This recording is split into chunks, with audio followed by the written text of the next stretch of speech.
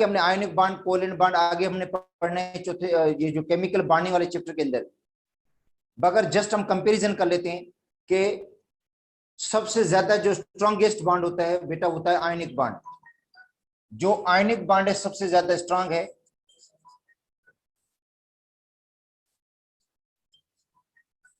अच्छा, उसके बाद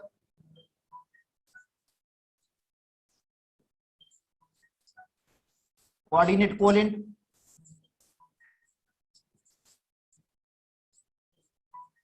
क्योंकि ये को आयनिक होता है।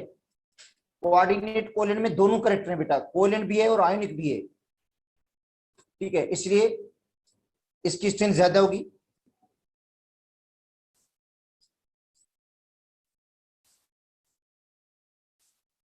कोवैलेंट बॉन्ड, उसके बाद है मेटलिक बॉन्ड,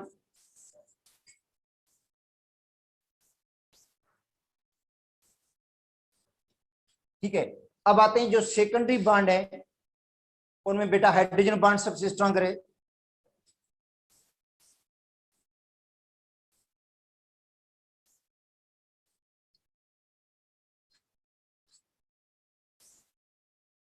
हाइड्रोजन के बाद डायपोल डायपोल इंटरेक्शन, मतलब वंडरवाल्स फोर्स है ये।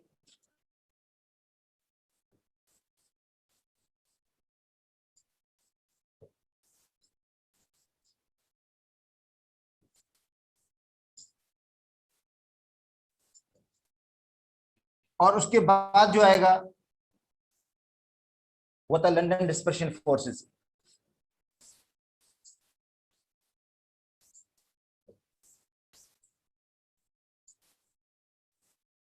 ये सबसे वीकर होती है फोर्स, ठीक है बेटा। तो ये इनकी थी बॉन्ड की स्ट्रेंथ। तो अब पढ़ते हैं हाइड्रोजन बॉन्ड, क्योंकि कल भी हमने इसको पढ़ा था। हाइड्रोजन बॉन्ड बेटा सेकेंडरी बॉन्ड होता है, प्राइमरी बॉन्ड नहीं है। आयनिक बॉन्ड, कोवैलेंट बॉन्ड, ये प्राइमरी बॉन्ड है। और जो प्राइमरी बॉन्ड हैं वो ज्यादा मजबूत होते हैं, उनकी स्ट्रेंथ ज्यादा होती है, उनकी बॉन्ड एनर्जी भी ज्यादा है। और हाइड्रोजन बॉन्ड की इतनी बॉन्ड एनर्जी नहीं है। जो नॉर्मल कोवैलेंट बॉन्ड से उनकी जो बॉन्ड एनर्जी है वो 150 से 500 किलो जूल तक है। और जबकि हाइड्रोजन की जो बॉन्ड एनर्जी है वो 20 से लेकर 40 किलो जूल तक है। 20 से लेकर 40 किलो जूल तक, इतनी ज्यादा नहीं है, मतलब वीकर बॉन्ड है ये। और जो डायपोल डायपोल इंटरेक्शन है या वंडरवाल जो फोर्सेस होती हैं, उनकी एनर्जी इससे भी कम होती है, तकरीबन 8 किलो जूल पर मोल तक होती है उनकी एनर्जी, ठीक है। तो पढ़ते हैं हाइड्रोजन बॉन्ड। और हाइड्रोजन बॉन्ड कल आपको मैंने पढ़ा दिया था, आज थोड़ी रीडिंग भी करवा देता हूं उसकी।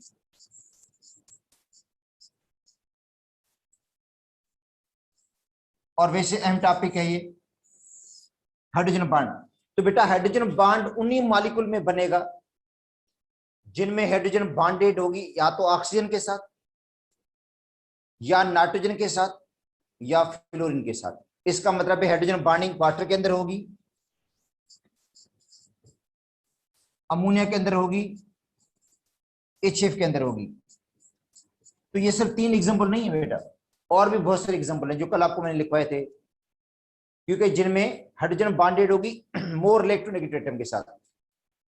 अगर हाइड्रोजन बॉन्डेड है लेस इलेक्ट्रोनेगेटिव एटम के साथ, कार्बन के साथ, सल्फर के साथ या फास्फोरस के साथ, ठीक है, तो उनमें मॉलिक्यूल्स में बेटा हाइड्रोजन बॉन्डिंग तो होगी नहीं, उन मॉलिक्यूल्स में हाइड्रोजन बॉन्डिंग नहीं होगी। बाकी डायपोल डायपोल इंटरेक्शन हो सकती है, जैसे HCl है, HCl में हाइड्रोजन बॉन्डिंग नहीं होती है, मगर डायपोल डायपोल इंटरेक्शन होती है HBr में, बाकी में हाइड्रोजन बॉन्डिंग HF में है स्ट्रॉन्गेस्ट, और जिसकी वजह से HF लिक्विड फॉर्म में मिलता है हमें, और बाकी सभी गैसेज हैं। हाइड्रोजन बॉन्डिंग स्टीम में भी नहीं होगी बेटा, हाइड्रोजन बॉन्डिंग स्टीम के अंदर भी नहीं होगी, क्योंकि स्टीम में वाटर के मॉलिक्यूल दूर दूर होते हैं, हाइड्रोजन बॉन्डिंग नहीं होगी।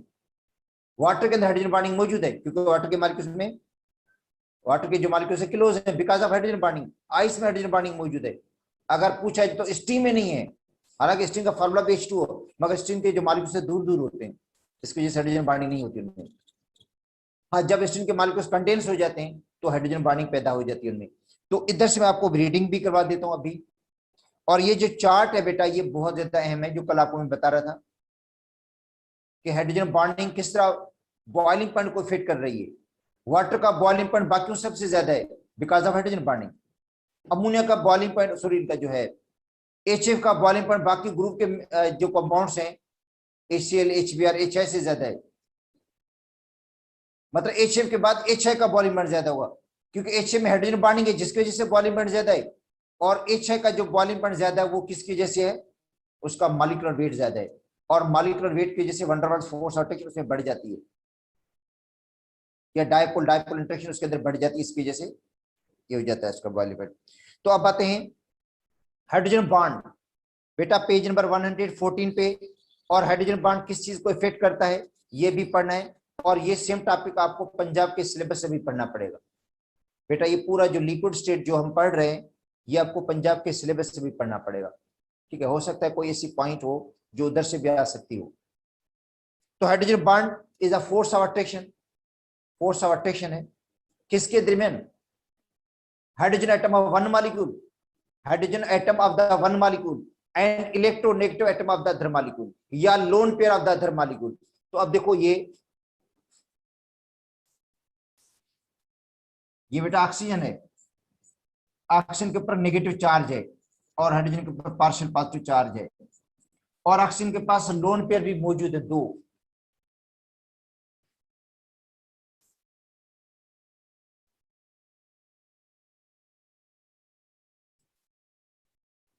इधर देखो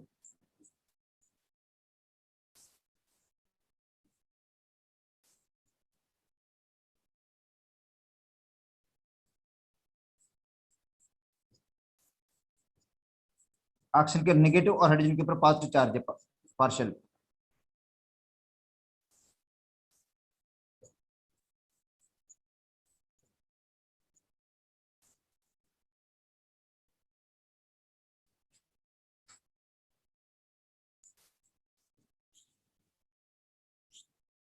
इधर तो हाइड्रोजन बॉन्डिंग को हम डॉटेड लाइन से शो करते हैं बेटा, डॉटेड लाइंस लगाते हैं, डॉट लगा देते हैं। ये डॉट हाइड्रोजन बॉन्डिंग है, ये जो डॉट्स हाइड्रोजन बॉन्डिंग के हैं, ये डॉट बेटा हाइड्रोजन बॉन्डिंग के हैं, ये डॉट किसके हाइड्रोजन बॉन्डिंग के हैं। इसका मतलब है एक वाटर मॉलिक्यूल 4 हाइड्रोजन बॉन्ड बना सकता है। ये पुराने पेपर में टेस्ट में क्वेश्चन दिए, एक वाटर मॉलिक्यूल 4 हाइड्रोजन बॉन्ड बनाता है। किस तरह, वो इसलिए उसका जो ऑक्सीजन है, उसका ऑक्सीजन 2 हाइड्रोजन बॉन्ड बना रहे दो मॉलिक्यूल के साथ बेटा, उसका ऑक्सीजन 2 हाइड्रोजन बॉन्ड बना रहे, और उसका जो हाइड्रोजन है 2 हाइड्रोजन, वो अलग से 2 हाइड्रोजन बॉन्ड बना रहे हैं दूसरे oxygen of the water molecule. तो वाटर मॉलिक्यूल कितने हाइड्रोजन बॉन्ड बनाएगा, single water molecule 4 hydrogen bond बनाता है, ठीक है। ऐसे सल्फ्यूरिक एसिड भी ऐसे ही होता है, बाकी नहीं सबके अंदर 4 होंगे, HF में इतने नहीं होते हैं। HF में हाइड्रोजन 1 है, ठीक है, इसलिए उसके अंदर इतनी लंबी चेन्स नहीं बनती बेटा, लॉन्गेस्ट चेन्स नहीं। वाटर के अंदर 3 डायमेंशनल हाइड्रोजन बॉन्डिंग होती है बेटा, वाटर के अंदर जो हाइड्रोजन बॉन्डिंग है वो 3 डायमेंशनल है। सल्फ्यूरिक एसिड में हाइड्रोजन बॉन्डिंग भी 3 डायमेंशनल होती है, ठीक है। मगर अमोनिया के अंदर ऐसा नहीं है, अमोनिया क्योंकि नाइट्रोजन के पास लोन पेयर 1 होता है, ठीक है। तो इस तरह हाइड्रोजन बॉन्ड उसमें इतने नहीं बनते जितने वाटर के अंदर हाइड्रोजन बॉन्डिंग होती है 3 डायमेंशनल। तो ये कहता है hydrogen atom, hydrogen bond is attraction between lone pair, क्योंकि ऑक्सीजन के पास लोन पेयर है, फ्लोरीन के पास भी लोन पेयर है, नाइट्रोजन के पास भी लोन पेयर है। Loan pair of the more electronegative atom and hydrogen of the other atom, मतलब एक एटम का लोन पेयर होगा, ठीक है, जो मोर इलेक्ट्रोनेगेटिव एटम होगा, और दूसरे मॉलिक्यूल का पार्शियल पॉजिटिव हाइड्रोजन एटम होगा। उनके दरमियान इंटरेक्शन को हम क्या कहते हैं, हाइड्रोजन बॉन्ड कहते हैं। और इसमें कौन इन्वॉल्व होगा, ऑक्सीजन, नाइट्रोजन और फ्लोरीन। बेटा ऑक्सीजन के कंपाउंड्स, और ऑक्सीजन के वो कंपाउंड जिनमें ऑक्सीजन हाइड्रोजन के साथ बॉन्डेड हो, नाइट्रोजन के वो कंपाउंड जिनमें नाइट्रोजन डायरेक्टली हाइड्रोजन के साथ बॉन्डेड हो, और फ्लोरीन के वो कंपाउंड जिनमें फ्लोरीन डायरेक्टली हाइड्रोजन के साथ बॉन्डेड हो। अब ऐसा नहीं कि जिसमें ऑक्सीजन मौजूद है उसमें हाइड्रोजन बॉन्डिंग होगी बेटा, ऑक्सीजन बॉन्डेड हो हाइड्रोजन के साथ, जैसे वाटर में है, जैसे अल्कोहल में है, जैसे एसिडिक एसिड में होता है, जैसे सल्फ्यूरिक एसिड में होता है। सल्फर सेंटर में होता है, सल्फर के साथ OH अटैच होते हैं साइड्स पे, कॉर्नर पे, तो उनमें हाइड्रोजन बॉन्डिंग हो सकती है। और हाइड्रोजन बॉन्ड क्या कहता है, hydrogen bonds are weaker than covalent bonds, hydrogen bond weaker है, कोवैलेंट बॉन्ड्स ऊपर मैंने लिख दिया ये, मगर स्ट्रॉन्गर बॉन्ड है ये, किससे, डायपोल डायपोल इंटरेक्शन से या लंदन डिस्पर्शन फोर्सेस से स्ट्रॉन्गर है। अब ये कहता है हाइड्रोजन बॉन्डिंग वाटर के अंदर है और वाटर का जो फोर्स ऑफ अट्रैक्शन होगी वाटर में ज्यादा होती है H2S से। तो कल आपको मैंने बताया था कि वाटर में जो हाइड्रोजन बॉन्डिंग है वो बेटा स्ट्रॉन्गर होती है हाइड्रोजन सल्फाइड से, इसलिए वाटर का बॉइलिंग पॉइंट भी हाइड्रोजन सल्फाइड से ज्यादा है। अच्छा, उसके बाद है application of the hydrogen bonding, मतलब हाइड्रोजन बॉन्डिंग के असरात क्या होंगे, मतलब ये तो हाइड्रोजन बॉन्डिंग होगी, उसका इफेक्ट क्या पड़ेगा, उसका इफेक्ट पड़ेगा थर्मोडायनामिक प्रॉपर्टीज पे। ये बहुत अहम बात है बेटा, हाइड्रोजन बॉन्डिंग का जो असर पड़ता है वो थर्मोडायनामिक प्रॉपर्टीज भी पड़ता है, मतलब melting point, boiling point, solubility, oh sorry जो है हीट ऑफ एवापोरेशन। तो जिनमें हाइड्रोजन बॉन्डिंग ज्यादा है उनका बॉइलिंग पॉइंट ज्यादा होगा और उसका हीट ऑफ एवापोरेशन भी ज्यादा होगा, उसको एवापोरेट करने के लिए ज्यादा हीट की जरूरत पड़ेगी, ठीक है। और बाकी जो प्रॉपर्टीज मैंने आपको बता दिया, देखो मेल्टिंग और बॉइलिंग पॉइंट तो बढ़ेंगे, इनके हीट ऑफ एवापोरेशन भी बढ़ेगी, मगर वेपर प्रेशर कम हो जाएगा, वेपर प्रेशर लो हो जाता है, हाइड्रोजन बॉन्डिंग के इनवर्सली प्रोपोर्शनल है कि जितने स्ट्रांग हाइड्रोजन बॉन्डिंग होगी मतलब अट्रैक्शन बढ़ेगी तो वेपर प्रेशर उतना लो हो जाएगा, लिक्विड जल्दी एवापोरेट नहीं होगा। इसलिए जो ईथर्स हैं उनका वेपर प्रेशर ज्यादा होता है क्योंकि ईथर में हाइड्रोजन बॉन्डिंग है ही नहीं, और वाटर का जो वेपर प्रेशर वो लो होता है, ठीक है। अगर कंपेयर करें ईथर को, अल्कोहल को पानी के साथ, बेटा ईथर, अल्कोहल और वाटर को कंपेयर करें तो जो डाईथर ईथर है उसका वेपर प्रेशर ज्यादा होगा क्योंकि वो जल्दी एवापोरेट हो जाता है, उसमें फोर्स अट्रैक्शन वीक है, उसमें कोई हाइड्रोजन बॉन्डिंग है ही नहीं, फोर्स अट्रैक्शन वीक है। और जो ईथर है वो बॉयल होता है तकरीबन 36 डिग्री सेंटीग्रेड, पानी बॉयल होता है 100 पे, अल्कोहल बॉयल होता है 78 पे, इथाइल अल्कोहल। तो सबसे जो लास्ट ईयर क्वेश्चन भी इसी के हवाले से था कि which of the following compounds has less vapour pressure, कि किस कंपाउंड का वेपर प्रेशर लेस है, और था वो था जवाब वाटर, क्योंकि जिसका बॉइलिंग पॉइंट बेटा हाई होगा, जिसका बॉइलिंग पॉइंट ज्यादा होगा उसका वेपर प्रेशर लेस होता है क्योंकि वो उसमें अट्रैक्शन स्ट्रांग है और वो लिक्विड जल्दी एवापोरेट नहीं होगा। तो इसके अंदर यही चीजें इसके अंदर है कि boiling point of group 4th A, 5th A, 6th ए, ठीक है, उनको प्लॉट किया गया है। ये बेटा कल जो आपको मैंने बॉइलिंग पॉइंट का इनका पढ़ाया था, इनका ग्राफ बॉइलिंग पॉइंट का बताया था कि HF का किस तरह चेंज होता है, इस सॉरी 7th ग्रुप का किस तरह चेंज होता है, 6th ग्रुप का, 4th ग्रुप का, ठीक है, बॉइलिंग पॉइंट, और ये ग्राफ भी बना हुआ है, तकरीबन सारी प्रॉपर्टीज मैंने कल आपको पढ़ा दी थी, ठीक है। उसके बाद है boiling point of the hydrides, hydrides कहते हैं हाइड्रोजन के कंपाउंड्स को, ठीक है। ग्रुप 4th वाले उनमें कोई हाइड्रोजन बॉन्डिंग है ही नहीं बेटा, ग्रुप 4th वाले उनमें कोई हाइड्रोजन बॉन्डिंग नहीं होती, तो उनका बॉइलिंग पॉइंट किस पे डिपेंड करेगा, उनका बॉइलिंग पॉइंट डिपेंड करेगा van der Waals force of attraction पे। उनमें हाइड्रोजन बॉन्डिंग नहीं है, उनमें van der Waals force of attraction है, और van der Waals force of attraction किस में ज्यादा होगी बेटा, बॉइलिंग पॉइंट इस तरह है, बॉइलिंग पॉइंट ग्रुप 4th का, ठीक है, ग्रुप 4A का, तो ग्रुप 4A में जो आखिर वाला होगा उसका बॉइलिंग पॉइंट ज्यादा होगा, कार्बन, सिलिकॉन, जर्मेनियम, टिन, तो SnH4 का ज्यादा होगा क्योंकि मॉलिक्यूलर वेट ज्यादा है, इनमें और हाइड्रोजन बॉन्डिंग है ही नहीं, ठीक है। उसके बाद GeH4, इसके बाद SiH4, उसके बाद मीथेन आएगा बेटा, ये इनका बॉइलिंग पॉइंट का ट्रेंड है ग्रुप 4th का।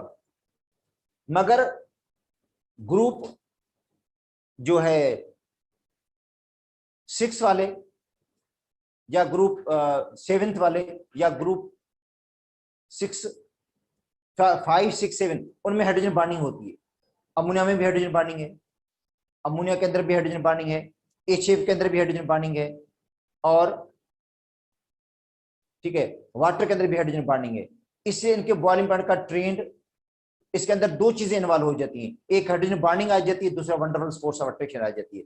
ठीक है, तो हाइड्रोजन बॉन्डिंग आपको पता है कि थोड़ी स्ट्रांगर है वंडरवॉल्स फोर्स ऑफ अट्रैक्शन से या डायपोल डायपोल इंटरेक्शन से, इसलिए बॉइलिंग पॉइंट जो होगा उनका उनका ट्रेंड इस तरह का हो जाता है बॉइलिंग पॉइंट का।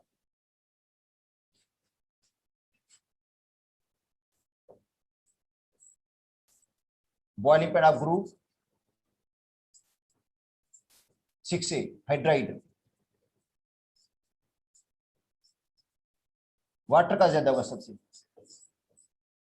अच्छा, वाटर के बाद बाकी में हाइड्रोजन बॉन्डिंग होती नहीं है, तो उसी का ज्यादा होगा जिसके अंदर वंडरवॉल्स फोर्स ऑफ अट्रैक्शन ज्यादा हो। बेटा वंडरवॉल्स फोर्स ऑफ अट्रैक्शन ज्यादा किसके अंदर होगी? जिसका मॉलिक्यूलर वेट ज्यादा होगा, H2Te, उसके बाद H2Se, उसके बाद H2S आएगा। ठीक है, अब आते हैं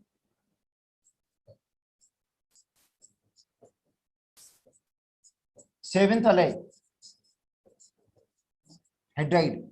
अच्छा, ग्रुप सेवेंथ में HF का ज्यादा होगा, HF में हाइड्रोजन बॉन्डिंग है और बाकी में हाइड्रोजन बॉन्डिंग नहीं है, तो वंडरवॉल्स फोर्स होगी, और वंडरवॉल्स फोर्स उसी की में स्ट्रांग होती है जिसका मॉलिक्यूलर वेट ज्यादा होता है। अच्छा, वो है HI, उसके बाद HBr, उसके बाद आखिर में आएगा HCl। Boiling point of group 5A।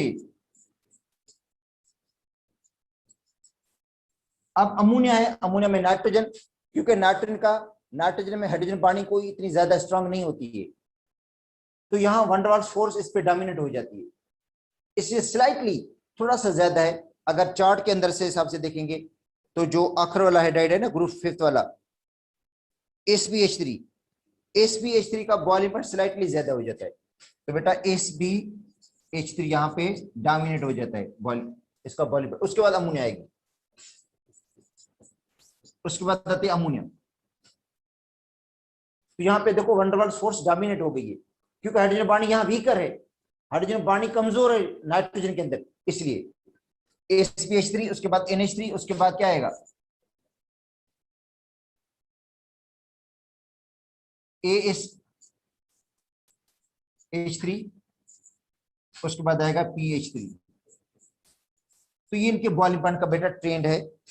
ठीक है, अगर इनको कंपेयर करें, वाटर को HF को कंपेयर करें और अमोनिया को कंपेयर करें, हालांकि फ्लोरीन की इलेक्ट्रॉनिक ज्यादा है बेटा, फ्लोरीन की जो इलेक्ट्रोनेगेटिविटी है वो ऑक्सीजन से ज्यादा है। फ्लोरीन में जो स्ट्रॉन्गेस्ट हाइड्रोजन बॉन्ड बनते हैं, अगर हाइड्रोजन बॉन्ड की स्ट्रेंथ को देखेंगे, ठीक है, तो strength of the hydrogen bond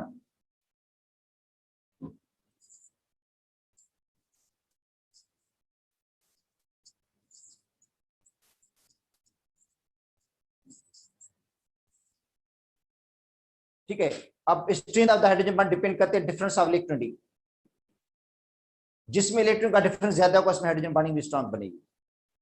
ठीक है बेटा, हाइड्रोजन बॉन्डिंग डिपेंड करता है डिफरेंस ऑफ इलेक्ट्रॉनिक पे। ठीक है,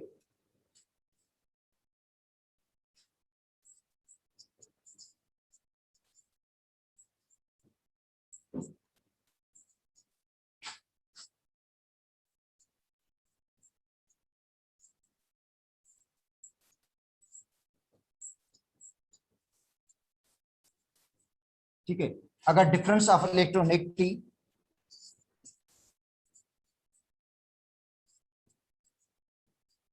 इज मोर, अगर डिफरेंस इलेक्ट्रोनिक ज्यादा हो, तो अब देखो हाइड्रोजन बॉन्डिंग ज्यादा उसमें होगी जिसमें इलेक्ट्रॉन का डिफरेंस ज्यादा हो। तो आपको पता है लेफ्ट टू राइट इलेक्ट्रोनिक बढ़ती है बेटा, लेफ्ट टू राइट इलेक्ट्रोनिक क्या होती है, बढ़ती है, तो हाइड्रोजन बॉन्डिंग भी बढ़ेगी। हाइड्रोजन बॉन्डिंग पीरियड्स के अंदर बढ़ती है और ग्रुप के अंदर कम हो जाती है। देखो बेटा, हाइड्रोजन जो बॉन्डिंग है वो पीरियड्स के अंदर बढ़ती है, पीरियड्स का मतलब है नाइट्रोजन, फिर ऑक्सीजन, फिर फ्लोरीन, तो नाइट्रोजन में कम होगी, ऑक्सीजन में ज्यादा होगी, फ्लोरीन में और भी ज्यादा होगी। ठीक है, तो हाइड्रोजन बॉन्डिंग बेटा पीरियड्स के अंदर बढ़ती है और ग्रुप्स के अंदर कम हो जाती है। ग्रुप के अंदर top to bottom hydrogen bonding कम होती है क्योंकि इलेक्ट्रॉनिक का डिफरेंस कम हो जाता है। ठीक है,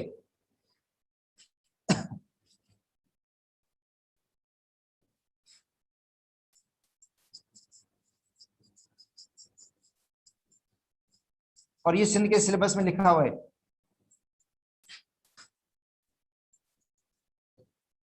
इंक्रीज इन पीरियड्स,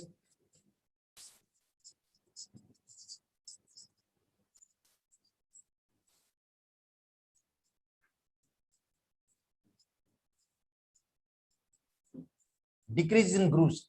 मैं सिर्फ बात उन्हीं की कर रहा हूं जिनमें मतलब ग्रुप 5th 6th और 7th के बेटा हेडर्स की बात कर रहा हूं। इधर देखो, ठीक है, HF में ज्यादा होगी हाइड्रोजन पानी ACl से, NH3 में ज्यादा होगी PH3 से, ठीक है, H2O में ज्यादा होगी H2S से। तो ये तो बात है, ये ग्रुप के अंदर है ना। HF ऊपर आता है, HCl नीचे आता है, तो ग्रुप में कम हो रही है। NH3 ऊपर आता है, PH3 नीचे होता है, कम हो जाती है। अच्छा, H2O ऊपर है, H2S नीचे, कम हो जाएगी हाइड्रोजन पानी, ठीक है। अब आते हैं पीरियड्स की बात करें, तो पीरियड्स में हाइड्रोजन बॉन्डिंग का ट्रेंड ये हो जाता है बेटा, ठीक है। हाइड्रोजन बॉन्डिंग HF में स्ट्रॉन्गर है, इधर बना लेते हैं HF बेटा, H और F, ये F के ऊपर चार्ज कौन सी है, नेगेटिव, और हाइड्रोजन के ऊपर क्या चार्ज है, पॉजिटिव। उसका जो बॉन्ड हाइड्रोजन बन रहा है H के साथ बेटा स्ट्रॉन्ग बॉन्ड होगा, ये स्ट्रॉन्ग बॉन्ड हो जाएगा, ठीक है। किससे,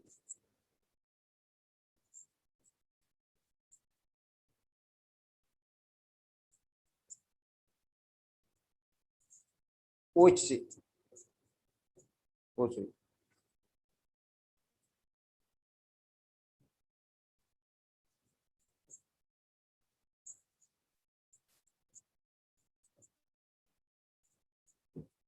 ये बॉन्ड स्ट्रॉन्गर है इससे।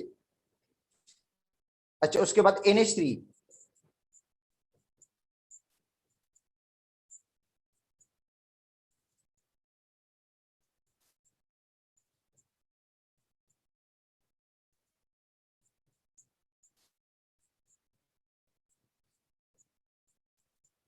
बेटा इसका जो बॉन्ड है, इसका मतलब है इस तरह हाइड्रोजन बॉन्डिंग होगी,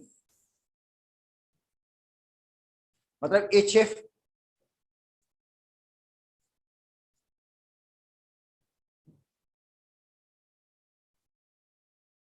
और हाइड्रोजन के दरमियान बॉन्ड स्ट्रॉन्गर होगा, किससे, OH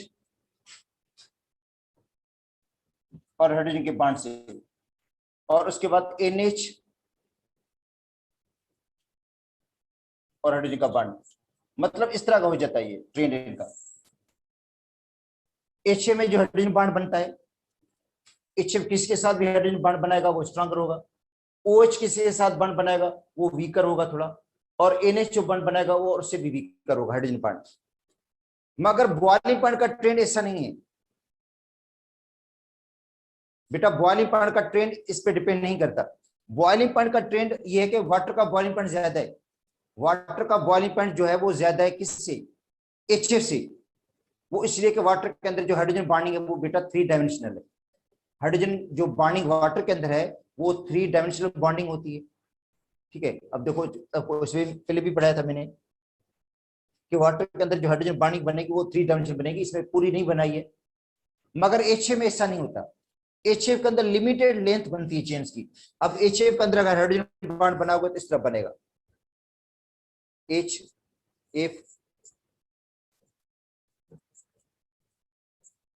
HF,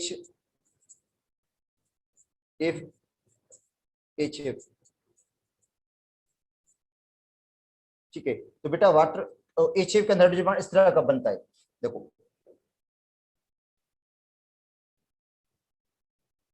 ये हाइड्रोजन बॉन्ड बना है।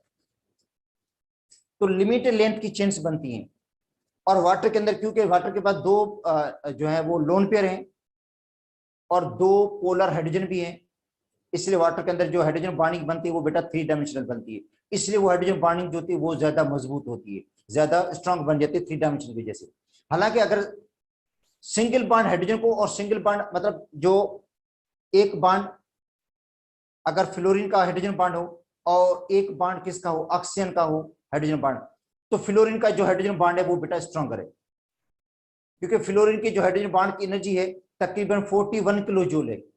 HF की जो बॉन्ड एनर्जी है बेटा हाइड्रोजन की वो 41 है, जबकि ऑक्सीजन की जो बॉन्ड एनर्जी है हाइड्रोजन बॉन्ड की सिंगल बॉन्ड के तोड़ने के लिए वो 29 है, और NH3 में जो हाइड्रोजन बॉन्डिंग की वैल्यू है वो तकरीबन 8 किलो जूल है शायद।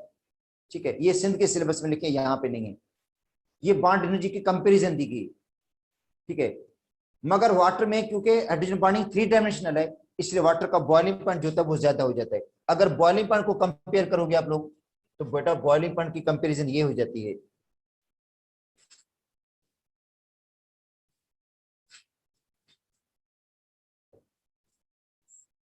वाटर का बॉइलिंग पॉइंट ज्यादा होगा HF से, और HF का ज्यादा है अमोनिया से।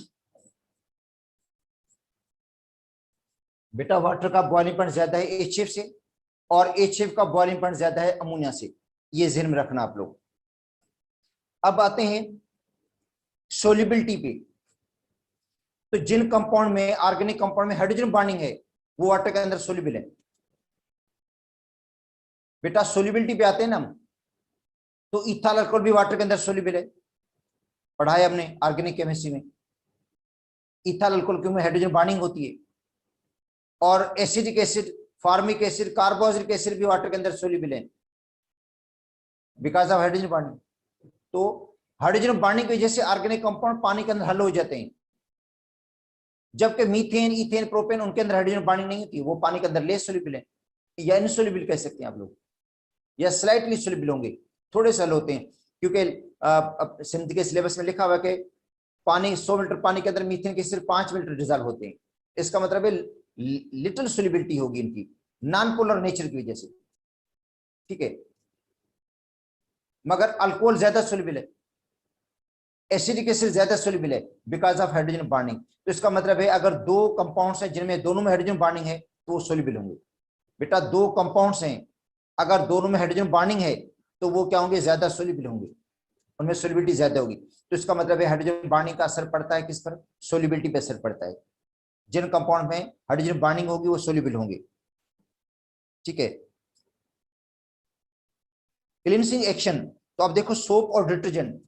बेटा सोप और डिटर्जेंट की जब हम केमिस्ट्री पढ़ेंगे तो उनके अंदर दो पार्ट्स होते हैं, सोप में और डिटर्जेंट के अंदर। एक होता है उनका पोलर पार्ट, दूसरा होता है उनका नॉन पोलर पार्ट। देखो एक पोलर ग्रुप होता है उनके अंदर, डिटर्जेंट के अंदर, सोप के अंदर एक पोलर ग्रुप है, दूसरा है नॉन पोलर ग्रुप।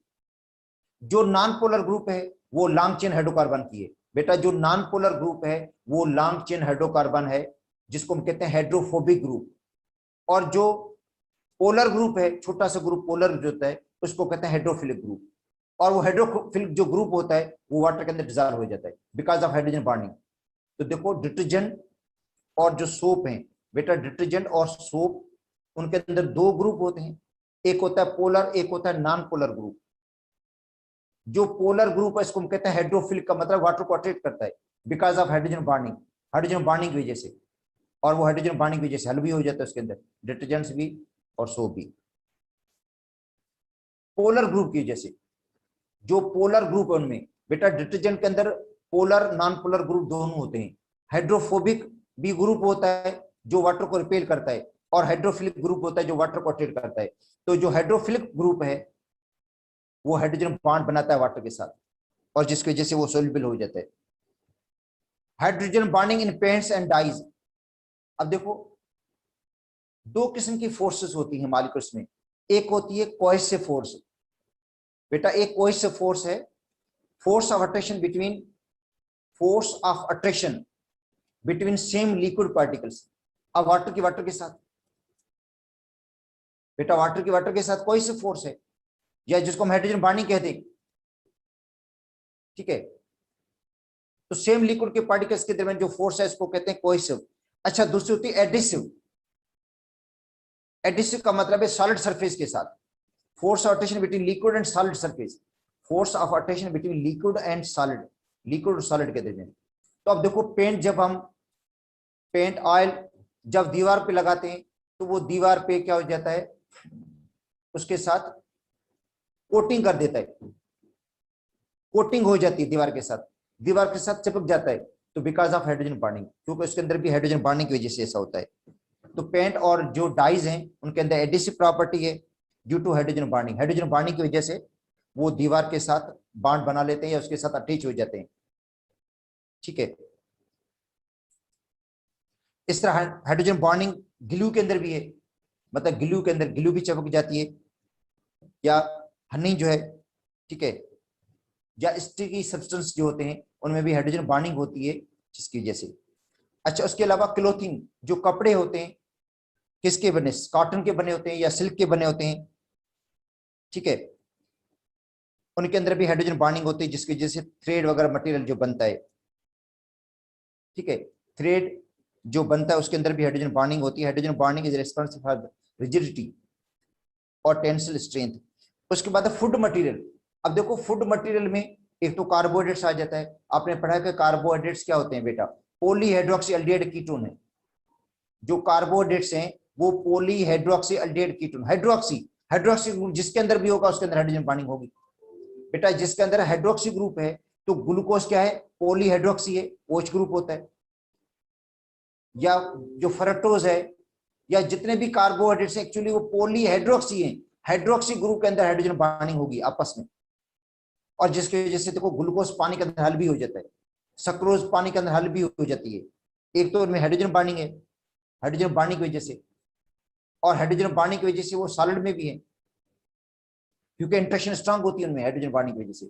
प्रोटीन के अंदर हाइड्रोजन बॉन्डिंग होती है क्योंकि प्रोटीन का जो हमने स्ट्रक्चर पढ़ा था, एक तो प्रोटीन का प्राइमरी स्ट्रक्चर है, प्राइमरी स्ट्रक्चर में जो है वो पेप्टाइड बॉन्ड होता है।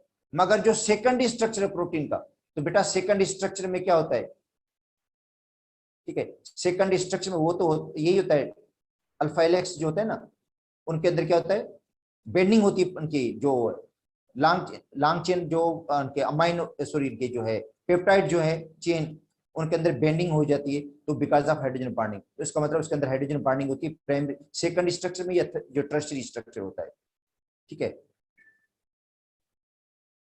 जिगजैग जो उनका स्ट्रक्चर बन जाता है हाइड्रोजन बॉन्डिंग की वजह से। तो फूड मटेरियल के अंदर जो चीजें फूड वाली है उनके अंदर भी हाइड्रोजन बॉन्डिंग है। अच्छा, उसके बाद है hydrogen bonding in biological materials. वही बायोलॉजिकल मटेरियल जैसे प्रोटीन की बात कर रहा है, ये प्रोटीन के अंदर हाइड्रोजन बॉन्डिंग है, ठीक है। और जब एंजाइम है, एंजाइम प्रोटीन पर एक्ट करता है बेटा, एंजाइम के अंदर भी हाइड्रोजन बॉन्डिंग है, एंजाइम भी प्रोटीन है। और एंजाइम जब प्रोटीन पर एक्ट करता है, ठीक है, तो प्रोटीन एक्ट करने से क्या हो जाता है, वो अमाइनो एसिड में तब्दील कर देता है। प्रोटीन की ब्रेकडाउन होती है अमाइनो एसिड में, हाइड्रोजन बॉन्ड ब्रेक हो जाते हैं, हाइड्रोजन बॉन्ड ब्रेक हो जाते हैं क्योंकि जाहिर है जब उसका सेकंड स्ट्रक्चर या टर्शियरी स्ट्रक्चर ब्रेक होगा तो हाइड्रोजन बॉन्ड भी ब्रेक हो जाएंगे और उनकी हाइड्रोलाइसिस होगी अमाइनो एसिड के अंदर। अमाइनो एसिड खुद के अंदर हाइड्रोजन बॉन्डिंग होती है और जब अमाइनो एसिड आपस में कंबाइन हो जाएंगे वापस प्रोटीन बनेंगे तो दोबारा हाइड्रोजन बॉन्डिंग बन जाएगी। बेटा देखो जब प्रोटीन की जो है हाइड्रोलाइसिस होती है तो हाइड्रोजन बॉन्ड ब्रेक होते हैं और अमाइनो एसिड में तब्दील हो जाते हैं। और जब अमाइनो एसिड वापस मिलकर प्रोटीन बनाएंगे तो वापस बनेगा उनका प्राइमरी स्ट्रक्चर। प्राइमरी स्ट्रक्चर में तो हाइड्रोजन बॉन्डिंग नहीं होगी मगर सेकेंडरी स्ट्रक्चर में या टर्शियरी स्ट्रक्चर में वापस हाइड्रोजन बॉन्डिंग स्टेबलिश हो जाती है। इसके अलावा डीएनए के अंदर भी हाइड्रोजन बॉन्डिंग होती है, ठीक है। तो ये हाइड्रोजन बॉन्डिंग का हो गया। अब आते हैं physical properties of the liquid. बेटा लिक्विड की फिजिकल प्रॉपर्टीज, जो लिक्विड है उनकी फिजिकल प्रॉपर्टीज। अब देखो लिक्विड की जो भी फिजिकल प्रॉपर्टीज है वो डिपेंड करती है इंटरमॉलिक्यूलर अट्रैक्शन पे। देखो बेटा लिक्विड की फिजिकल प्रॉपर्टी ये डिपेंड किस पे करती हैं, इंटरमॉलिक्यूलर अट्रैक्शन पे। लिक्विड की आपस में फोर्स ऑफ अट्रैक्शन, जितनी ये फोर्स ऑफ अट्रैक्शन स्ट्रॉन्गर होगी बेटा, जितनी लिक्विड के मॉलिक्यूल्स के दरमियान फोर्स ऑफ अट्रैक्शन स्ट्रॉन्गर है वो लिक्विड स्लोली मूव करेगा, उसके मूवमेंट में रुकावट होगी, उसकी काइनेटिक एनर्जी कम होगी बेटा, काइनेटिक एनर्जी कम होगी इसकी, ठीक है। वो लिक्विड जल्दी एवापोरेट भी नहीं होगा, जल्दी एवापोरेट नहीं होगा क्योंकि अट्रैक्शन स्ट्रांग है। जैसे हनी है इसमें फोर्स अट्रैक्शन स्ट्रांग है तो हनी जल्दी बॉयल नहीं होगी और उसकी जगह पे पेट्रोल जल्दी एवापोरेट हो जाता है। अगर पेट्रोल और पानी को कंपेयर करें तो पानी के अंदर हाइड्रोजन बॉन्डिंग है, पानी के अंदर हाइड्रोजन बेटा बॉन्डिंग है जिसकी वजह से पानी भी जल्दी एवापोरेट नहीं होता, मगर पेट्रोल जल्दी एवापोरेट जाता है। तो जो लिक्विड जल्दी एवापोरेट जाते हैं उनको कहते हैं वोलेटाइल लिक्विड्स। बेटा जो लिक्विड जल्दी एवापोरेट जाए उनको क्या कहते हैं? Volatile liquids. तो जो वोलेटाइल लिक्विड्स होते हैं उनका वेपर प्रेशर हाई होता है, जल्दी एवापोरेट जाते हैं। अच्छा, और लिक्विड की जो बॉइलिंग पॉइंट है बेटा वो भी फोर्स ऑफ रोटेशन पे डिपेंड करता है। तो जिस लिक्विड में फोर्स ऑफ रोटेशन स्ट्रांग होगी, जिस लिक्विड में फोर्स ऑफ रोटेशन स्ट्रांग होगी उसका बॉइलिंग पॉइंट ज्यादा होगा। ठीक है, तो इसका मतलब है बॉइलिंग पॉइंट से फोर्स ऑफ रोटेशन के मेजरमेंट भी कर सकते हैं हम। जिसका बॉइलिंग पॉइंट ज्यादा मतलब उसके अंदर फोर्स ऑफ रोटेशन स्ट्रांग। ठीक है, और उसका वेपर प्रेशर लो होगा, याद कर लो। जिसका बॉइलिंग पॉइंट ज्यादा होता है उसका बेटा वेपर प्रेशर लो होगा, वो जल्दी एवापोरेट नहीं होगा। इसके अलावा सरफेस टेंशन और जो विस्कोसिटी है लिक्विड की, ये भी डिपेंड करती है फोर्स ऑफ रोटेशन पे। जितनी फोर्स ऑफ रोटेशन ज्यादा होती है उतनी विस्कोसिटी ज्यादा होती है। अच्छा, इसके अलावा ये जो प्रॉपर्टीज हैं ये मॉलिक्यूल की साइज और शेप पे भी डिपेंड करती हैं। बेटा ये जो प्रॉपर्टीज हैं, विस्कोसिटी है, सरफेस टेंशन है, ये मॉलिक्यूल की साइज और शेप पे भी डिपेंड करती हैं। अगर मॉलिक्यूल का साइज बिगर है, बड़ी साइज है, तो उसकी विस्कोसिटी कम होगी, उसकी विस्कोसिटी क्या हो जाएगी? कम हो जाएगी। और ये प्रॉपर्टीज टेम्परेचर पे भी डिपेंड करती हैं। अगर मॉलिक्यूल का जो साइज है वो लार्जर है और शेप इरेगुलर है, शेप क्या है मॉलिक्यूल की? इरेगुलर है, और इरेगुलर शेप की वजह से वो इजीली मूव नहीं कर पाएगा, डिफिकल्टी से मूव करेगा। ठीक है, और उसकी विस्कोसिटी ज्यादा हो जाएगी। जैसे हनी है, उनके मॉलिक्यूल की साइज भी इरेगुलर होती है, शेप इरेगुलर होती है, साइज लार्जर होती है, साइज लार्जर और शेप इरेगुलर। अब आते हैं टेम्परेचर पे। टेम्परेचर का भी इन पर असर पड़ता है, क्योंकि जब हम टेम्परेचर को बढ़ाते हैं तो फोर्स ऑफ रोटेशन वीक हो जाती है, और फोर्स ऑफ रोटेशन वीक होने से विस्कोसिटी भी कम हो जाती है। अब देखो सर्दी की सीजन के अंदर जो हनी है वो ज्यादा विस्कस होती है। अगर उसको निकालने की कोशिश भी करते हैं ना जार में से, तो वो स्लोली निकलेगी, आस्ते आस्ते निकलती है। क्यों? क्योंकि इसकी विस्कोसिटी ज्यादा, लो टेम्परेचर की वजह से, टेम्परेचर लो है। और गर्मी की सीजन के अंदर उसको निकालना आसान होता है, वो क्विकली मतलब थोड़ा जल्दी मूव करती है उसके मुकाबले में, क्योंकि टेम्परेचर की वजह से है। टेम्परेचर बढ़ेगा तो विस्कोसिटी कम हो जाएगी, टेम्परेचर बढ़ेगा तो सरफेस टेंशन कम हो जाएगी। मगर जब टेम्परेचर बढ़ाते हैं तो वेपर प्रेशर बढ़ जाता है, क्योंकि टेम्परेचर बढ़ाने से क्या होता है बेटा? जब हम टेम्परेचर को बढ़ाते हैं तो एवापोरेशन का अमल तेज हो जाता है, लिक्विड जल्दी एवापोरेट हो जाता है। मतलब एवापोरेशन बढ़ती है, काइनेटिक एनर्जी बढ़ जाती है। ठीक है, और काइनेटिक एनर्जी बढ़ने से, एवापोरेशन बढ़ने से वेपर प्रेशर बढ़ जाएगा लिक्विड का। इसका मतलब लिक्विड का जो वेपर प्रेशर है वो टेम्परेचर के डायरेक्टली प्रोपोर्शनल है, और विस्कोसिटी और सरफेस टेंशन टेम्परेचर के इनवर्सली प्रोपोर्शनल है। तो बेटा ये लिक्विड की फिजिकल प्रॉपर्टीज हम पढ़ रहे हैं, लिक्विड की फिजिकल जो प्रॉपर्टीज हैं, और ये फिजिकल प्रॉपर्टी डिपेंड करती हैं किस पे? फोर्स ऑफ अट्रैक्शन पे। अब उसमें देखो कोएसिव फोर्स भी है। कोएसिव का मतलब है force of attraction between same liquid particles. अच्छा, दूसरा एडिसिव फोर्स भी है, लिक्विड सॉलिड के साथ, लिक्विड और सॉलिड के साथ। अब देखो मरकरी में कोएसिव फोर्स स्ट्रॉन्गर होती है, मरकरी के साथ अट्रैक्शन स्ट्रॉन्गर है, इसलिए देखो मरकरी की सरफेस टेंशन बाकी लिक्विड सबसे ज्यादा है, और मरकरी में एडिसिव फोर्स है ही नहीं, सॉलिड को नहीं अट्रैक्ट करता वो। अगर सपोज कहते हैं किसी सॉलिड चीज के ऊपर रखेंगे तो उसको गीला भी नहीं करेगा, अगर बुक के ऊपर मरकरी को रखेंगे तो बुक को गीला नहीं करेगा। अगर पानी गिरा देंगे ना बुक पर, पानी जो है वो बुक को गीला कर देता है, क्योंकि पानी में दोनों फोर्सेस हैं, कोएसिव भी है, आपस में भी अट्रैक्शन है, हाइड्रोजन बॉन्डिंग है उनमें, और एडिसिव भी होती है, सॉलिड को भी वो अट्रैक्ट करता है। तो बेटा लिक्विड के अंदर दोनों फोर्सेस होती हैं, कोएसिव भी है, एडिसिव भी है। ठीक है, अब आते हैं लिक्विड की प्रॉपर्टीज ऑफ द लिक्विड्स। एक है एडिटिव प्रॉपर्टीज। बेटा एडिटिव प्रॉपर्टीज के अंदर लिखा हुआ है, एडिटिव प्रॉपर्टीज का मतलब है चीजों को ऐड करना।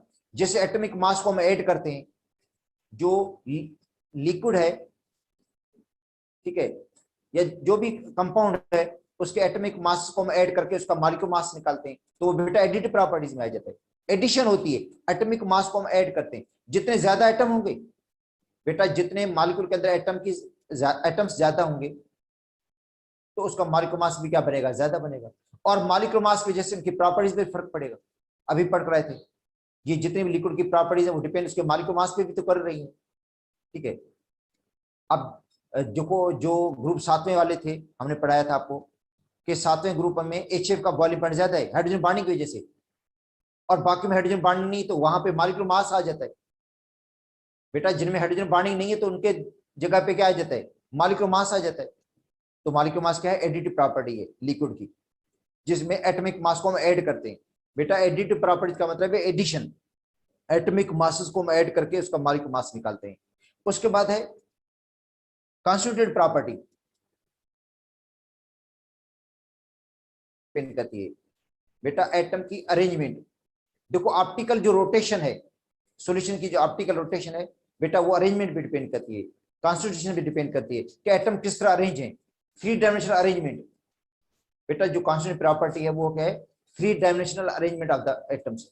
मॉलिक्यूल के अंदर जो एटम्स की अरेंजमेंट है, ठीक है, वो है कॉन्स्टिट्यूटिव प्रॉपर्टी। जैसे ऑप्टिकल एक्टिविटी वो डिपेंड करती है एटम्स की अरेंजमेंट पे, एटम्स की अरेंजमेंट पे डिपेंड करती है। अच्छा, उसके बाद है कोलिगेटिव प्रॉपर्टीज। बेटा ये सॉल्यूशन की प्रॉपर्टी है कोलिगेटिव प्रॉपर्टी, जो डिपेंड करती है नंबर ऑफ पार्टिकल्स पे, not the nature of compound. Compound के नेचर पे डिपेंड नहीं करेगी बेटा, जो कोलिगेटिव प्रॉपर्टीज है वो कंपाउंड की नेचर पे डिपेंड नहीं करती हैं, मगर वो डिपेंड करती हैं नंबर ऑफ पार्टिकल्स पे। जितने ज्यादा पार्टिकल्स होंगे उतना ऑस्मोटिक प्रेशर बढ़ जाएगा। जैसे जैसे NaCl को पानी के अंदर डिजॉल्व करते हैं, सोडियम क्लोराइड को हम पानी के अंदर डिजॉल्व कर देते हैं NaCl, एक मोल Na का बनेगा, एक मोल Cl का, आयंस के 2 मोल बन गए। मैग्नीशियम क्लोराइड को पानी के अंदर डिजॉल्व कर देते हैं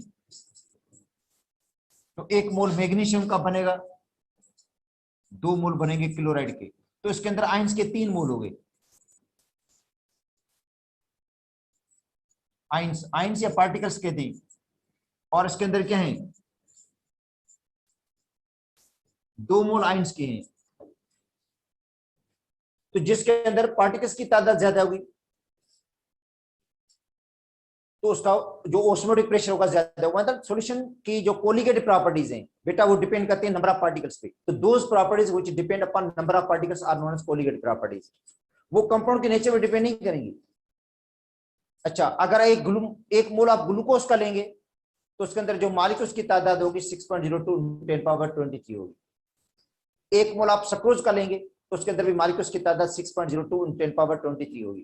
तो जिसके अंदर पार्टिकल्स ज्यादा होंगे, जिस सॉल्यूशन में, ये सॉल्यूशन की बेटा प्रॉपर्टी है, तो जिस सॉल्यूशन के अंदर पार्टिकल्स की तादाद ज्यादा होगी, ठीक है, तो उसका सॉल्यूशन का बॉइलिंग पॉइंट बढ़ेगा। तो elevation of the boiling point, वैसे बॉइलिंग पॉइंट जो था वो अमाउंट पे डिपेंड नहीं करता, मगर सॉल्यूशन का जो बॉइलिंग पॉइंट है बेटा वो अमाउंट पे डिपेंड करता है, पार्टिकल्स की अमाउंट पे डिपेंड करता है,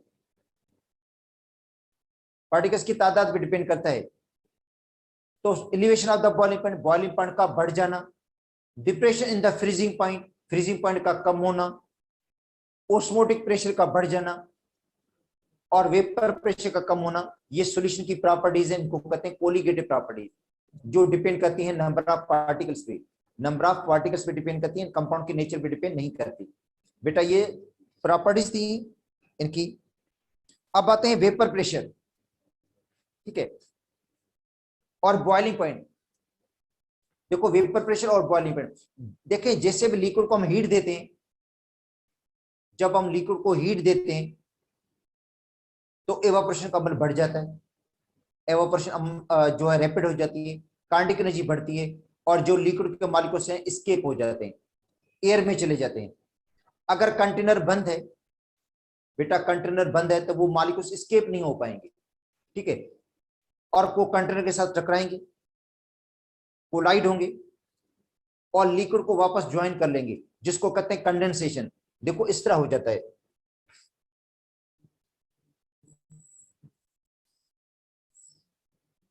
ये क्लोज कंटेनर है,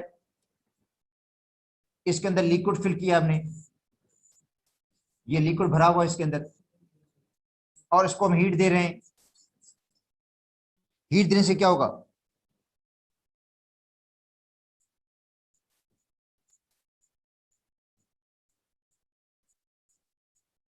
एवापोरेशन होगी बेटा, लिक्विड एवापोरेट होगा, वेपर्स बन जाएंगे, और वो वेपर्स एस्केप नहीं हो पाएंगे क्योंकि कंटेनर बंद है, और ये आपस में कोलाइड होंगे, आपस में कोलाइड होंगे, कंटेनर के वाल्स के साथ कोलाइड होंगे, एनर्जी लूज करेंगे, और एनर्जी लूज करने के बाद इनके अंदर कंडेंसेशन हो जाएगी, वापस ये लिक्विड में तब्दील हो जाएंगे, और नतीजा क्या निकलेगा? दो अपोज प्रोसेस के दरमियान इक्विलिब्रियम स्टेब्लिश हो जाएगी बेटा, दो अपोज प्रोसेस के दरमियान क्या होगी? इक्विलिब्रियम स्टेब्लिश हो जाएगी, मतलब जितने लिक्विड के मॉलिक्यूल्स एवापोरेट होंगे उतने कंडेंस हो जाएंगे। ठीक है, अब देखो लिक्विड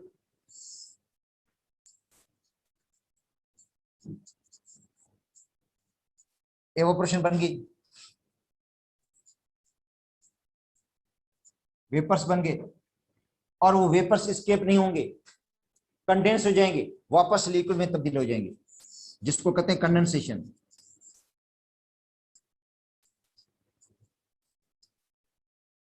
और नतीजा क्या निकलेगा? इनमें इक्विलिब्रियम स्टेब्लिश हो जाएगी, जितने लिक्विड के मॉलिक्यूल्स एवापोरेट होंगे उतने कंडेंस हो जाएंगे, और इक्विलिब्रियम पर जो वेपर्स प्रेशर लगाते हैं उस प्रेशर को हम कहते हैं वेपर प्रेशर। देखो pressure exerted by vapours, pressure exert का मतलब होता है लगाना, by vapours when they are equilibrium with liquid phase. देखो बेटा ये लिक्विड को हमने हीट दी, लिक्विड एवापोरेट हो गया, लिक्विड वेपर्स में तब्दील हो गया, और जो वेपर्स है वो भी गैस है, ठीक है, वो स्केप नहीं हो रहे हैं क्योंकि कंटेनर बंद है, अगर कंटेनर खुला होता तो स्केप हो जाते वो, मगर बंद कंटेनर की वजह से स्केप नहीं हो पाते, और वो कंटेनर के वाल्स के साथ कोलाइड होकर वापस लिक्विड में तब्दील हो रहे हैं, लिक्विड को ज्वाइन कर रहे हैं, और नतीजा क्या होता है? इनमें फाइनली एक इक्विलिब्रियम स्टेब्लिश हो जाती है, और इक्विलिब्रियम पर जो वेपर्स प्रेशर लगाते हैं उस प्रेशर को हम कहते हैं वेपर प्रेशर। ठीक है, अच्छा, और वो वेपर जो प्रेशर है, लिक्विड का वेपर प्रेशर, वो डिपेंड करता है टेम्परेचर पे, जितनी आप हीट ज्यादा देंगे, जितनी ज्यादा हीट देंगे उतने ज्यादा वेपर्स बनेंगे, उतना एवेपोरेशन का अमल तेज होगा, उतना वेपर प्रेशर बढ़ेगा।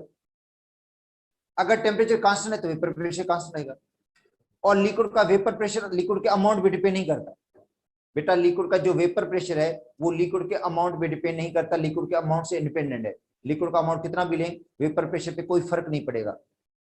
ठीक है, वेपर प्रेशर कांस्टेंट रहेगा, वेपर प्रेशर डिपेंड ही टेम्परेचर पे करता है, टेम्परेचर के डायरेक्टली प्रोपोर्शनल है।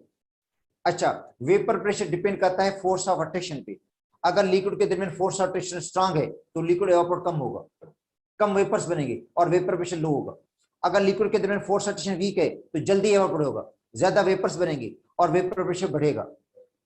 ठीक है, और लिक्विड का वेपर प्रेशर डिपेंड करता है इंप्योरिटीज के ऊपर भी बेटा, अगर प्योर लिक्विड नहीं है, इम्प्योर लिक्विड है, ये जो लिक्विड है वो इम्प्योर है, उसके अंदर साल्ट मिक्स है, सबको सोडियम क्लोराइड का सॉल्यूशन है, समुद्र के पानी को आप एवापोरेट कर रहे हैं तो समुद्र का पानी जो है सॉल्यूशन है, उसके अंदर साल्ट डिजॉल्व होते हैं, तो समुद्र के जो पानी उसका वेपर प्रेशर लो होगा, क्योंकि इम्प्योरिटीज वेपर प्रेशर को बेटा लो कर देती है। जो इम्प्योरिटीज होती हैं, सपोज करते हैं अगर उसके अंदर हमने कोई साल्ट ऐड कर दिया, ठीक है, साल्ट, तो वो वेपर प्रेशर को क्या कर देगा? लो कर देगा। तो देखो बेटा डेफिनेशंस की,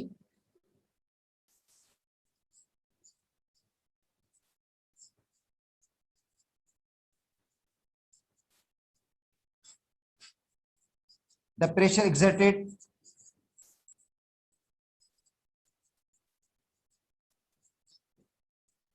by vapors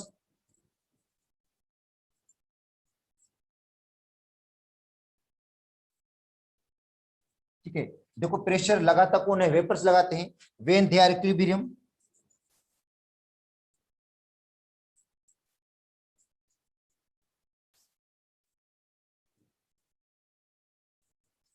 जब वो इक्विलिब्रियम है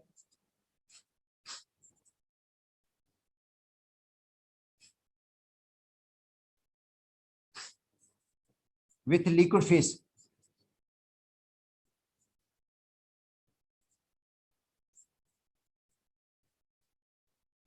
ठीक है, जब वो इक्विलिब्रियम होते हैं लिक्विड फेस के साथ, तो उस प्रेशर को हम कहते हैं वेपर प्रेशर। और वेपर प्रेशर कौन सी चीजों पे डिपेंड करता है? बेटा एक डिपेंड करता है टेम्परेचर पे, तो वेपर प्रेशर टेम्परेचर के डायरेक्टली प्रोपोर्शनल होगा।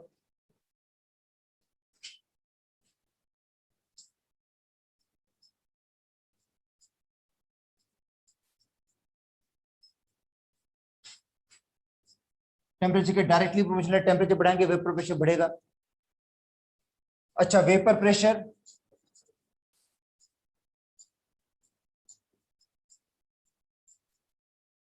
इनवर्सली प्रोपोर्शनल है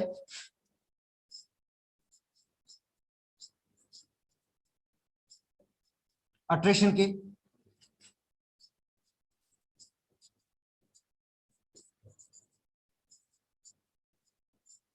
और वेपर प्रेशर इनवर्सली प्रोपोर्शनल है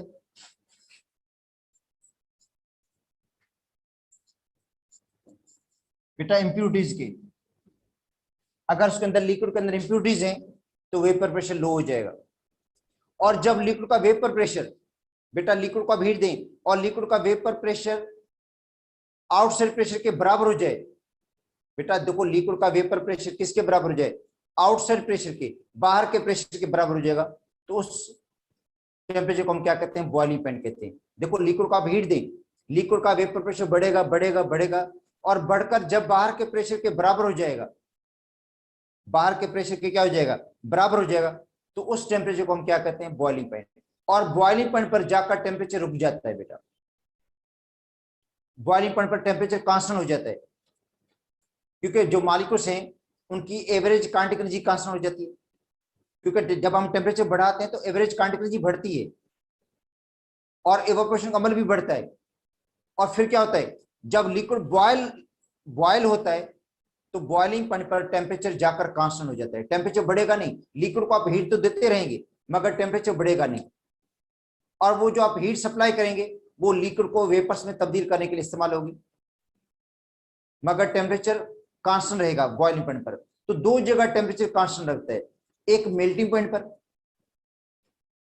मेल्टिंग पॉइंट पर टेम्परेचर कांस्टेंट रहता है, आप हीट भी देते रहेंगे फिर भी टेम्परेचर नहीं बढ़ेगा। और दूसरा बॉइलिंग पॉइंट पर भी टेम्परेचर कांस्टेंट रहता है, आप हीट देते रहेंगे बॉइलिंग पॉइंट पर टेम्परेचर नहीं बढ़ेगा। उन दोनों हीट को हम क्या कहते हैं, एक हीट को कहा जाता है latent heat of fusion. Latent का मतलब हिडन हीट, आप हीट तो देते रहेंगे मगर टेम्परेचर तो बढ़ेगा ही नहीं, तो उस हीट को हम कहते हैं लेटेंट हीट ऑफ फ्यूजन। और दूसरा होता है latent heat of vaporisation. Latent heat of vaporisation का मतलब है आपने हीट तो सप्लाई की इसको लिक्विड को, मगर लिक्विड का तो टेम्परेचर बढ़ा ही नहीं, वो जितनी भी हीट थी वो लिक्विड को वेपर्स में तब्दील करने के लिए इस्तेमाल होगी, और बॉइलिंग पॉइंट पर टेम्परेचर कांस्टेंट रहेगा। ठीक है, और बॉइलिंग पॉइंट की बेटा डेफिनेशन क्या है, द टेम्परेचर, टेम्परेचर ये बॉइलिंग पॉइंट का मतलब है ये टेम्परेचर होता है at which the vapour pressure of the liquid equal to the atmospheric pressure. बेटा जिस टेम्परेचर पर लिक्विड का वेपर प्रेशर, लिक्विड का जो वेपर का प्रेशर है वो बाहर के प्रेशर के बराबर हो जाए, वो एटमॉस्फेरिक प्रेशर के बराबर हो जाए, वो सराउंडिंग प्रेशर के बराबर हो जाए, तो उस टेम्परेचर को हम क्या कहते हैं, बॉइलिंग पॉइंट कहते हैं। ठीक है, अगर बाहर का प्रेशर 760 है नॉर्मल जो होता है, या 1 एटमॉस्फेयर नॉर्मल है, 101325 न्यूटन पर मीटर स्क्वायर भी नॉर्मल है। ठीक है, और जो लिक्विड है जब उसको हीट देंगे उसका प्रेशर भी क्या हो जाए, 760 हो जाए लिक्विड का वेपर प्रेशर, और जो बाहर का प्रेशर वो भी क्या है, 760 है।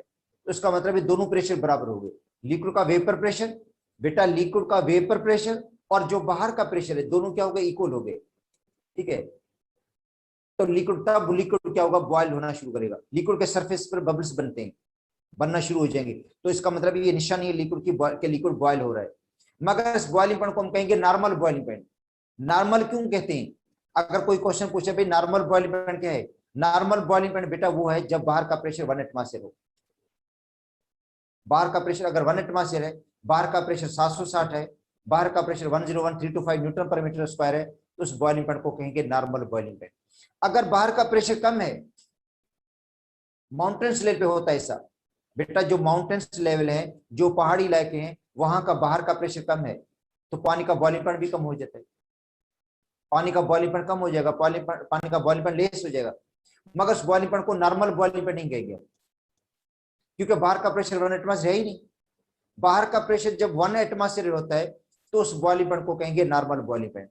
और जो माउंटेन्स रीजन है वहां बाहर का प्रेशर 760 से कम है, बाहर का प्रेशर कम है तो बॉइलिंग पॉइंट भी कम हो जाता है। ठीक है, इसका मतलब बॉइलिंग पॉइंट आउटसाइड प्रेशर के डायरेक्टली प्रोपोर्शनल है।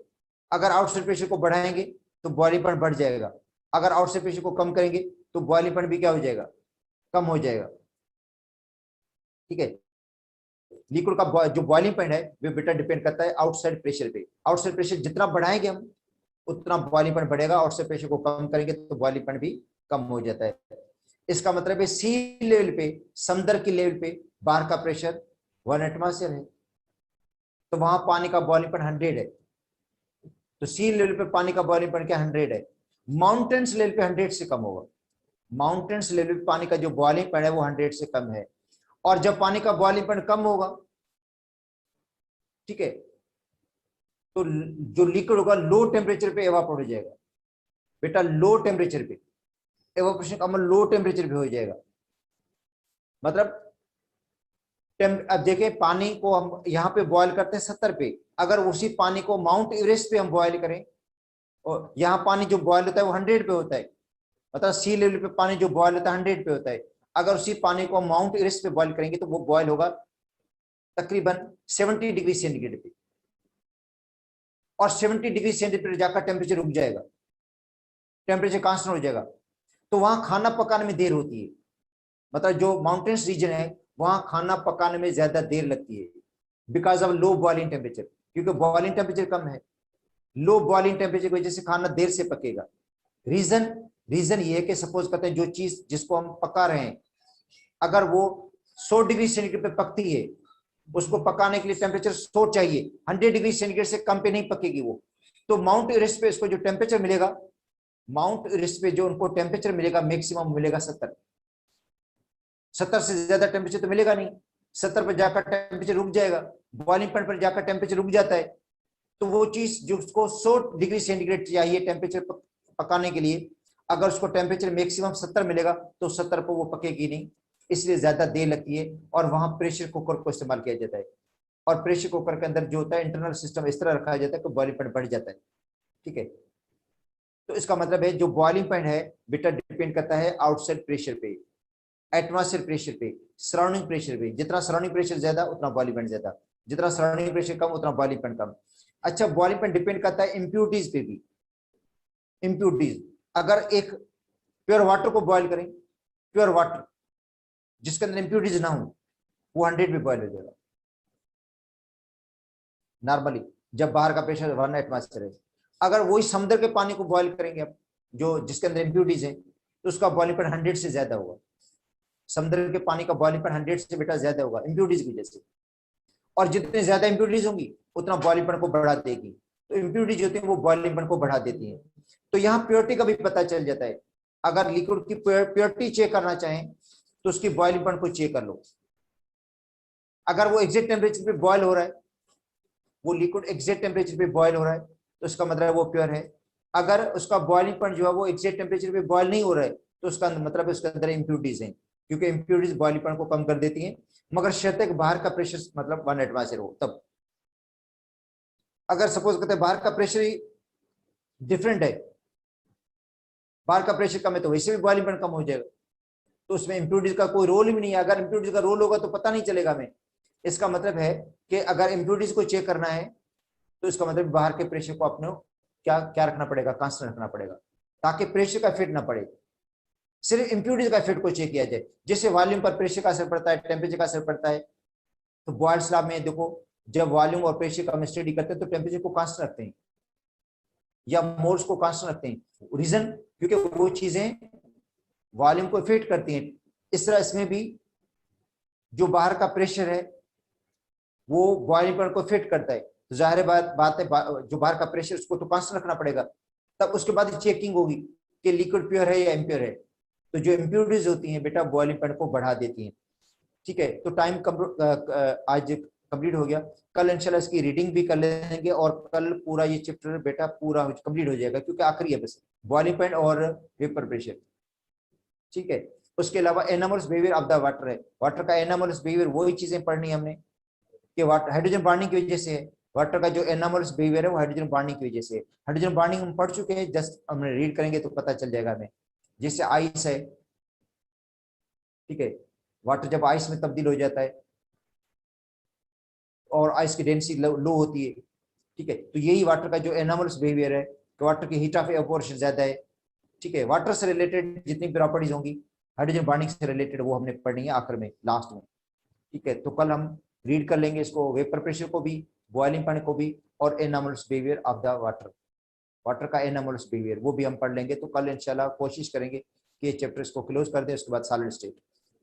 और आपका जो टेस्ट मैंने मतलब रात को जो शेड्यूल दिया था उसमें तो गैस स्टेट है, मगर अब तो लिक्विड भी कंप्लीट हो जाएगा कल तक। आपका टेस्ट में अभी 2-3 दिन देर भी है, संडे वाले दिन टेस्ट है, तो कोशिश ट्राई करें कि अगर लिक्विड की भी तैयारी हो जाए तो लिक्विड स्टेट भी शामिल कर दें टेस्ट में, नहीं तो फिर लिक्विड सॉलिड का फिर अलग से लेना पड़ेगा टेस्ट।